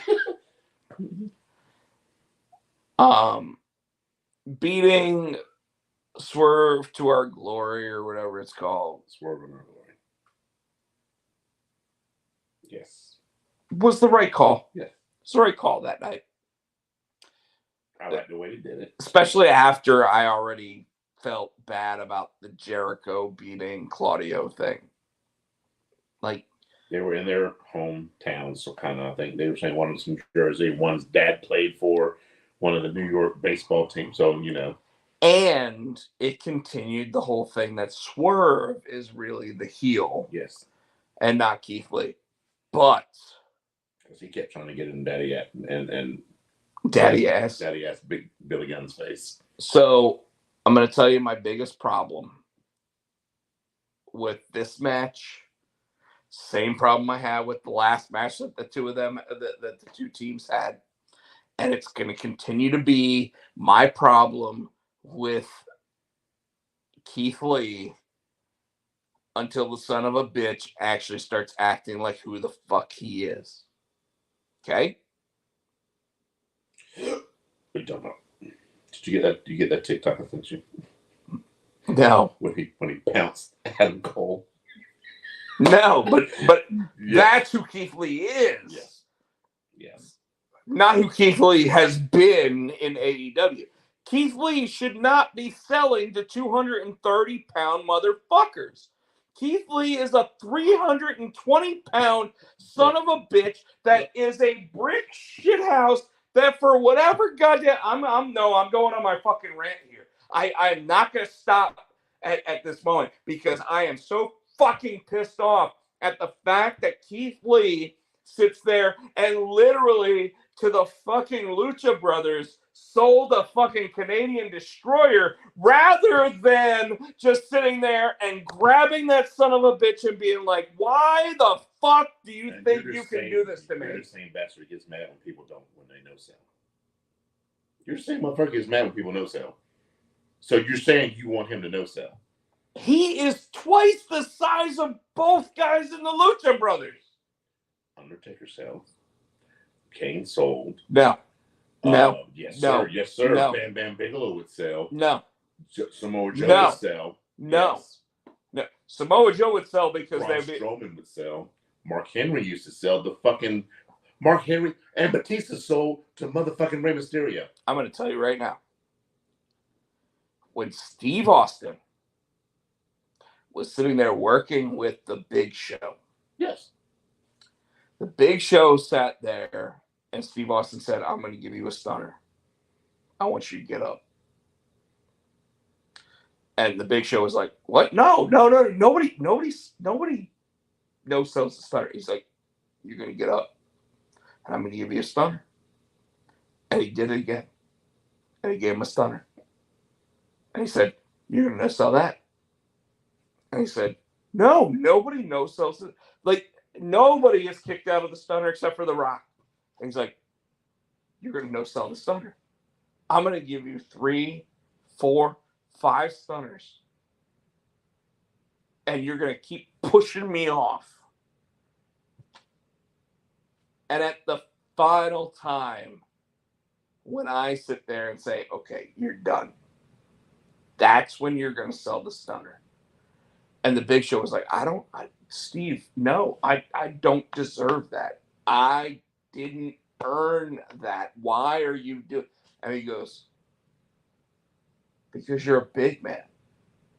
You're not supposed to sit there and act like you're 300 pounds. You're 500 fucking pounds. You're Andre the fucking Giant. You don't sit there and just sell a Canadian destroyer like fucking Keith Lee does. No, I'm serious, man. This is a problem. Keith Lee right now thinks he's 200 pounds. Keith Lee needs to realize he's 330 pounds, and when Bowens or fucking Sammy Guevara or because you know when they first tried to do the hip toss and tried to go for the leg, he did it. He didn't bump until they wore him down. Dude, when he's still fresh. No, I'm telling you I'm telling you that dude. the matches would be fucking boring if he never sold anything. I'm not saying never sell anything, but sell to Luchasaurus. Don't sell to fucking what's his face with the fucking headphones on, because he's half your size. It's gonna take two guys to sit there and beat you down to take it. It's not gonna take one motherfucker that sits there and does a Canadian destroyer to you. Again, if you watch the whole match, they wore him down. I understand what you're saying, but at some point, he's a big guy. He's out of gas. They wore him down, and that's when they hit him with that. Dude, I am tired of Keith Lee looking like a 230-pound wrestler. Yeah, we don't disagree on this one. No, we're not. The fact is... I don't agree with you, so we're disagreeing. Well, the fact is that son of a bitch looks like a 230-pound wrestler every time he goes up. Why is he always the one with his shoulders to the mat when he's fucking 330 goddamn pounds going up against... He didn't lose that match. I thought Swerve won because Billy Gunn gave him the fucking... Okay, so because someone else interfered is why Keith Lee didn't lose the match. No, they're telling the story. Fucking Swerve kept fucking with Billy Gunn, and he found out that day. You would leave Billy Gunn the fuck alone. Daddy ass don't play that shit. I'm gonna tell you, Keith Lee gets his ass kicked way more than any. So I'll tell you this. I literally was watching that match, and Terrence said to me, he goes, Keith Lee should be this era's Vader. And I said... And Vader sold to Ric Flair. And I said, but... He's smaller than him. You're saying that Keith Lee's a big guy and should not sell to little guys. You know what you just said. Hold on. Over time in a match, you're going to sell. And that's what the fuck I just said. He literally did the Canadian Destroyer like 8 minutes into a match. Did you erase it? We'll go back and watch the fucking match. That wasn't last night. It was the week before. My point is... No, the tag team championship match was last night. I'm talking about when he actually took the Canadian Destroyer. Right, well, go ahead. At the same time, I sat there and said Keith Lee should be the latest Bam Bam Bigelow. And he should. Dude shouldn't sell to cruiserweights. He shouldn't. Unless there's two of them coming at him. And yes, in a tag team match, there are two of them coming at him. But they're also going after the other cruiserweight-looking motherfucker. They're not fucking cruiserweights. Those fuckers are bigger than... I think cruiserweight. I'm thinking Rey Mysterio. I'm thinking these motherfuckers are fucking bigger. So recently, you're right, because WWE turned cruiserweight into 205. But it used to be 230. That's why Christian was the cruiserweight champion. That's why Jerry Lynn was the cruiserweight champion. That's why. But my point again is that even still, Keith Lee is 330. There is no way that he should ever lose a match to one of those two guys. That's almost like so. That's like Brody King and Darby Allin. You're right. And he sold for Darby Allin. But he beat him the first time. Yeah, but did he not sell for Darby Allin? And Darby Allin isn't even 200 pounds. Remember, Brody King is over 300 The pounds. only reason why Darby Allin won that match was because Brody King actually oversold the move and fell into the coffin. I'm talking about for all that he was selling. No, but he fell into the coffin. And by the way, I don't believe anything when it comes to 160-pound Darby Allin winning those fucking matches. And we've had that conversation. It pisses me off that Darby Allin, who literally has ankles that are this fucking wide, sits there and wins matches with his fucking like high knee socks on and bullshit. All right. Well, because it's 10:13, we'll sit on this match all night.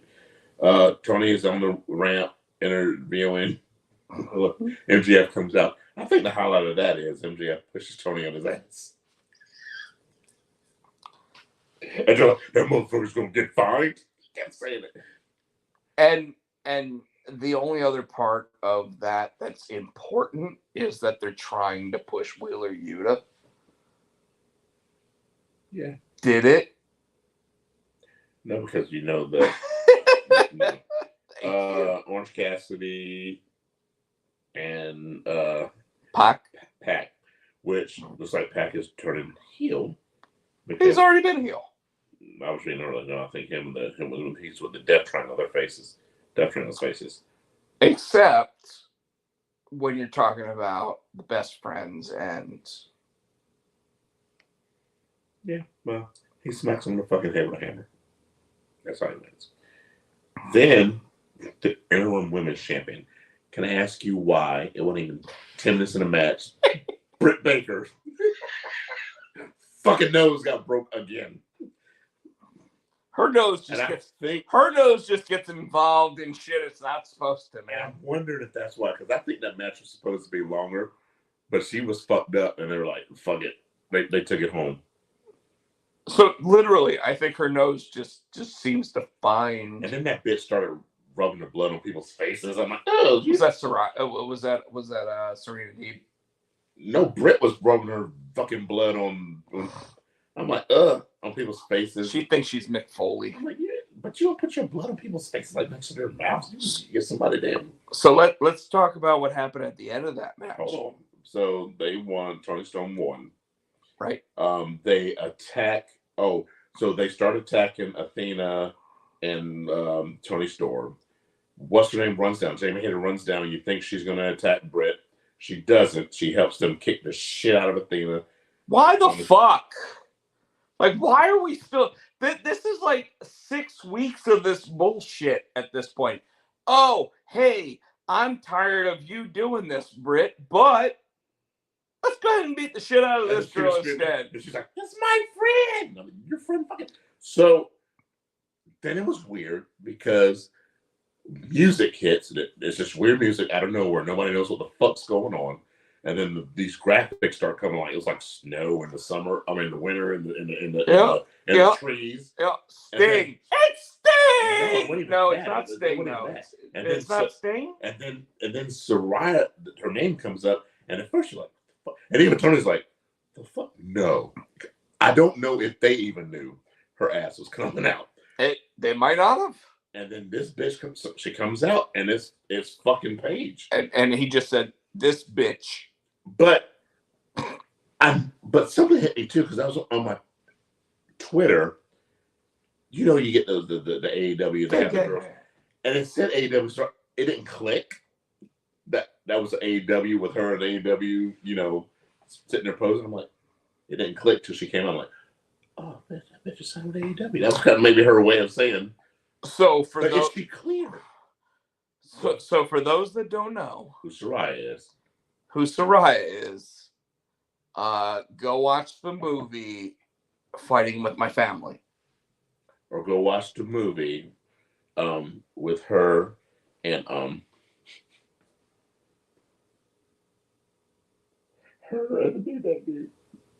Brad. No.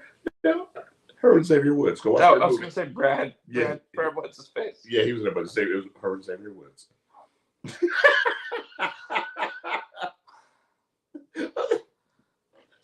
It's Paige. So you want to know what my problem was with this moment? Is she fucking cleared? Well, here's my problem with this moment. Okay. Because they're like she can go and da da da da. You have this 4-person match, right? Like Serena Deeb, Tony Storm, Britt Baker, and Athena, right? So you have 2 baby faces, 2 heels. Jamie Hayter comes running down. She causes like all the garbage going on. And then all of a sudden this music hits and everybody's like, what the fuck? Whatever, crazy shit. And what ends up happening is Soraya comes out. Soraya comes down to the ring. And she does all. And she's just like, this is my house. This is my house. And she's inviting them to come to the ring. ring. And the Nobody whole time, I'm literally thinking, okay, as a person who suspends disbelief, mm-hmm. because that's what us as wrestling fans have to do. Why the fuck would anybody care that a woman that hasn't been cleared to wrestle in 10 years is coming down and going, this is my house, because they're thinking she's going to get back in the ring. That's what people have been screaming for her to get. But hold on. Does like it matter? And here's why I'm saying this. Does it matter that we want her to get in the ring? Because when she comes down to the ring, wouldn't they be thinking, this bitch ain't clear, let me go ahead and beat the shit out of her? But they didn't. No, they got scared for no fucking reason, is what I'm saying. Again, I'm not necessarily saying that this is a good or bad booking decision. I'm just saying that, like, it is you didn't think about it before you actually put it on TV. Like, the fact that Britt Baker, who believes to this day that she is God's gift to women's wrestling, right? She just have to get her nose stopped. But hold on. Does she? Well, she only fixes teeth. She doesn't fix the nose. She gotta do something.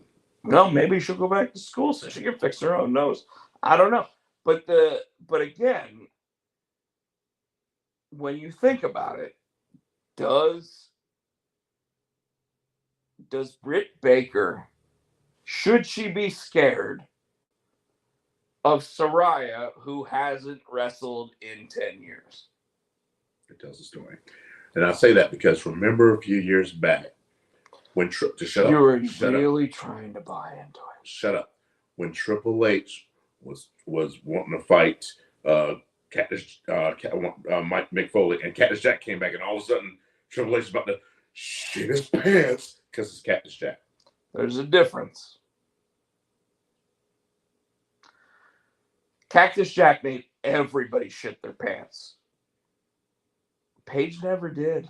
Paige just won. She didn't scare anybody. Yeah. Am I wrong? So why they bring her back then? Well, somebody was going to bring her back. There literally was a talk about the option of WWE bringing her back this week. The fact is that she hasn't done anything in so long that should she, like, ideally, the way you bring her back is this.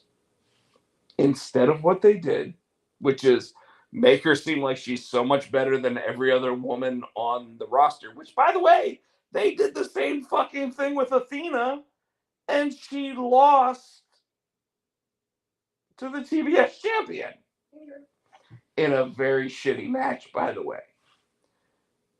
The way that you bring her back is you start her off as, hey, I'm the head of the women's division. I'm teaching everybody, like, how you actually do all this.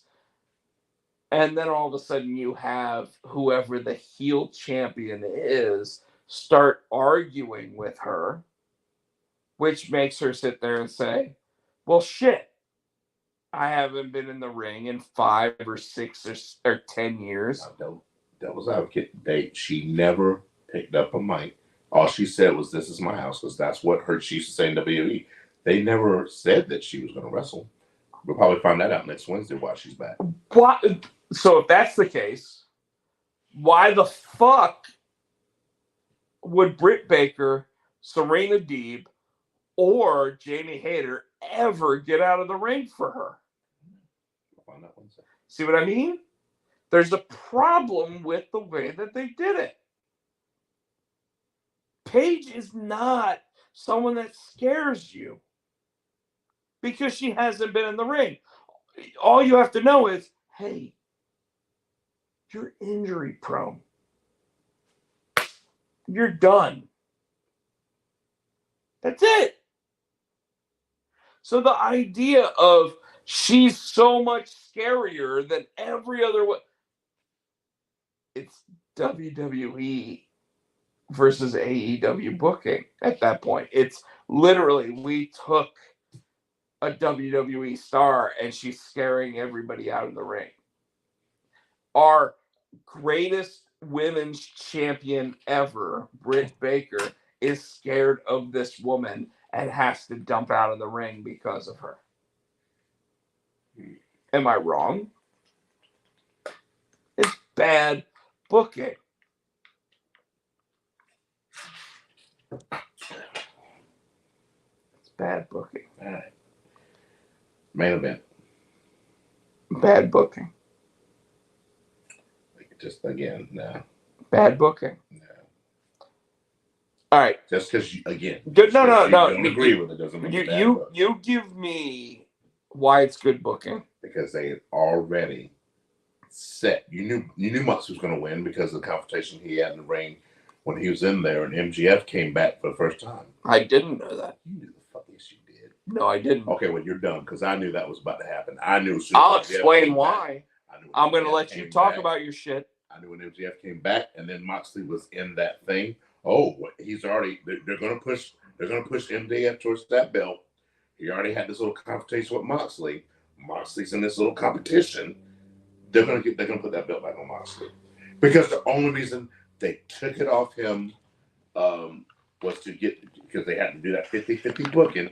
He beat CM Punk, so CM Punk had to beat him in Chicago, and then CM Punk fucking got suspended. So they're going to put the belt back on Moxley. That's what they want as champion anyway. How many champions, world champions, has AEW had? They're going to get about 3 years. So what? So they had Jericho, Moxley, CM Punk, Hangman. I'm missing one. Oh, Omega. There's a total of 8 times that belt has changed hands. Okay. 3 years.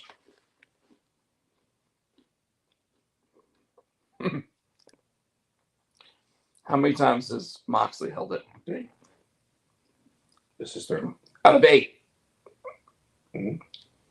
37.5% of the time he has held that title. Okay. Okay? Okay. 37.8 is 37.5% of the time. How many times has Danielson held the title? No. How many times has he gone for it? Twice. 3 times? I don't know. 3 times. Here's the problem. MJF, right? Mm-hmm. He's going to win the belt. Mm-hmm. How many major feuds has he won? What do you mean? How many major feuds has he won? Jericho, the Pinnacle, and the thing, and then Wardlow. I don't know. He didn't beat Jericho. He didn't beat Punk. He didn't beat Moxley. Well, he's going to beat Moxley for that belt. Last time they faced each other, Moxley was not allowed to use his major finisher, Mm-hmm. and MJF lost. Okay. So my point is, and you say that Moxley was the right choice. Yes, that's it. Again, 50-50 booking. Not even 50-50 booking.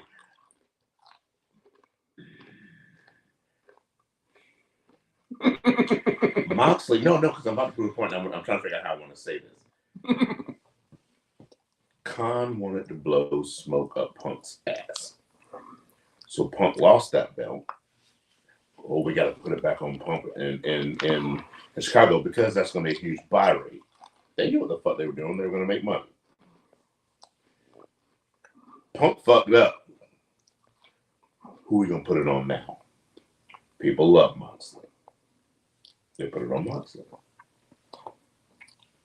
That crowd was not behind Moxley winning that belt. So here's my point. You started Moxley versus MJF, right? Mm-hmm. So why does that need to be the next major feud?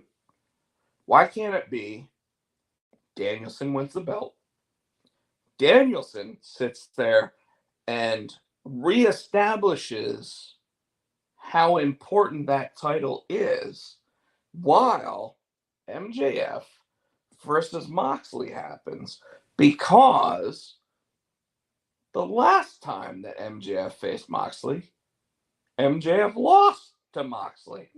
So hold on, I'm not even done. Because, and I'm sorry, I'm going to continue. I know, and it's Newfoundland. I at least apologize. Okay, you did.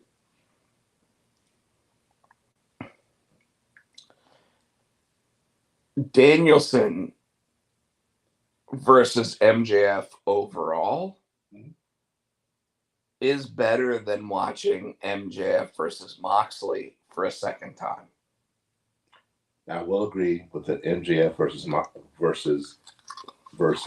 Danielson. A Raw is good. So why not let MJF win the belt and Danielson chase him? Because Danielson with the belt. It's still what you want. Danielson gets the belt. Because what's the number one thing that Tony Khan wants? Ratings. Cocaine. So, hey, you want a pretzel? So you're right. It probably is cocaine. Probably cocaine. It's probably not ratings. Probably cocaine. But sorry, you popped me on that shit. So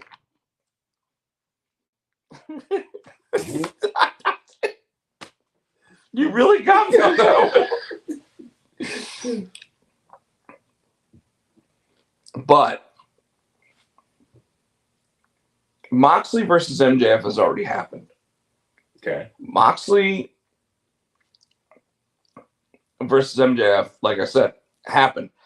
The idea that MJF versus Danielson would be a brand new storyline, and it would also be a storyline of where MJF is planning on going, because he keeps saying, I'm going to WWE.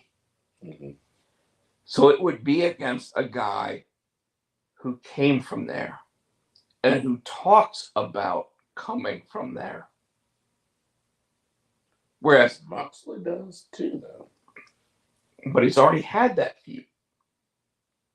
That's what I'm saying. Danielson says, I'm the best in the world. Moxley says, Danielson's the best in the world. This is why I didn't like how this match ended. Moxley choking out Danielson, knowing that Danielson is the epitome of what MJF says he wants. I kind of dug the choke out. Hear me out. Danielson never quit. Danielson never said, I quit. He passed out. So that'll make him weak. That'll make him, you know what I'm saying? It'll make him weak in losing that match. He didn't lose anything.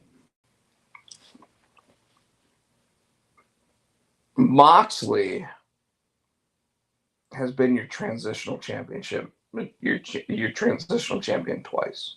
Yeah, it's going to be that way till MJF beats him.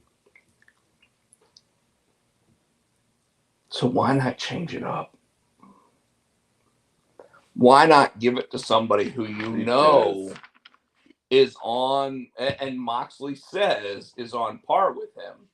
Because Tony the Sniffer has already set up the feud with Moxley and MJF. Okay. Last thing I'll say about that is this. What was the last feud that MJF won? No. What was the last one? Think about it. Think hard. He don't know. He won something. He hasn't won one. What? The ring. No. He hasn't won a feud. Maybe Cody Rhodes. Talk to Sniffleupagus about that. I don't know. Sniffleupagus. My point is this. He lost his feud against Moxley, right? Yes. Okay.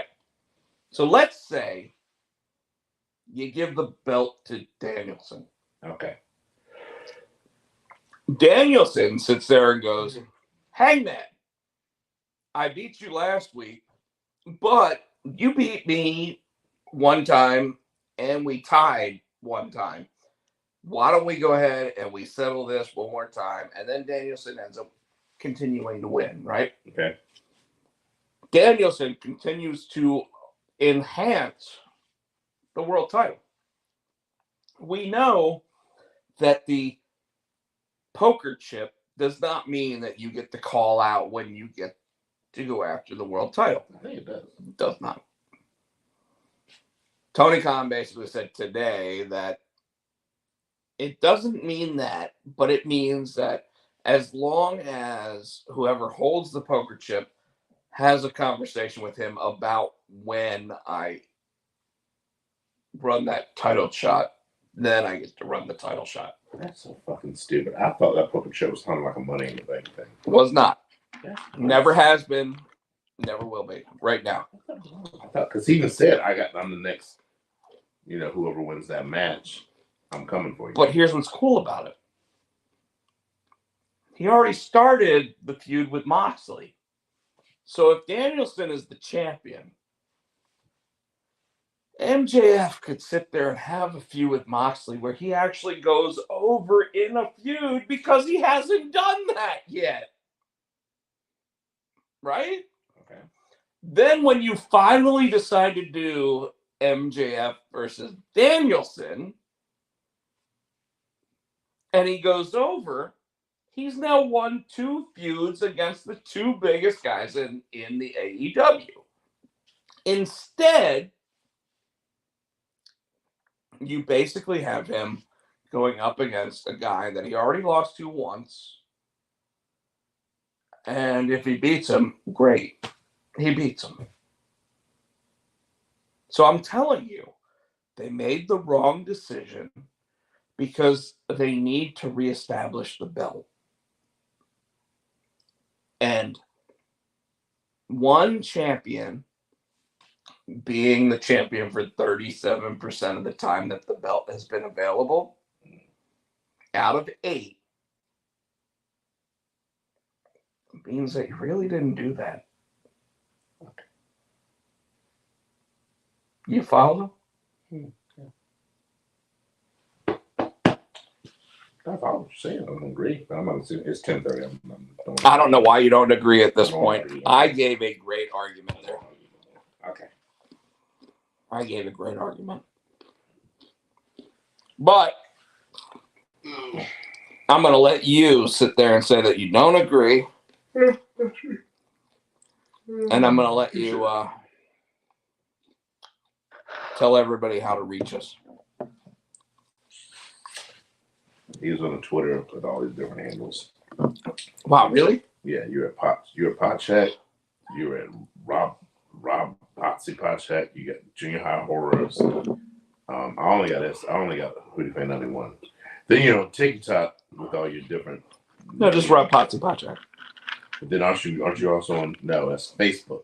So on Facebook, we're the Potsy and Tino show. On Twitter, we're Potsy and Tino. But on Facebook, he is Rob Potcheck, Rob Potsy Potcheck, and then it's Junior High Horrors. Then it's Immortal.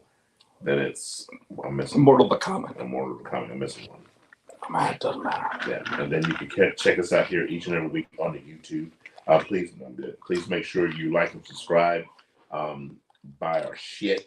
Also go to Adam. Go to Adam's house.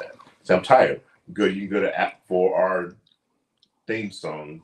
Go to iTunes. It's Adam's House Cat, the wrestling song. You can buy it for 99 cents, 99. As always, he hates when I do that. As always, we're thinking. Yeah, good night. I'm tired. It's almost 2 hours. Take it. Good night. No, that's the wrong song. You know how to think. No, I had the wrong song. Let us know. Here we go. Let us know. The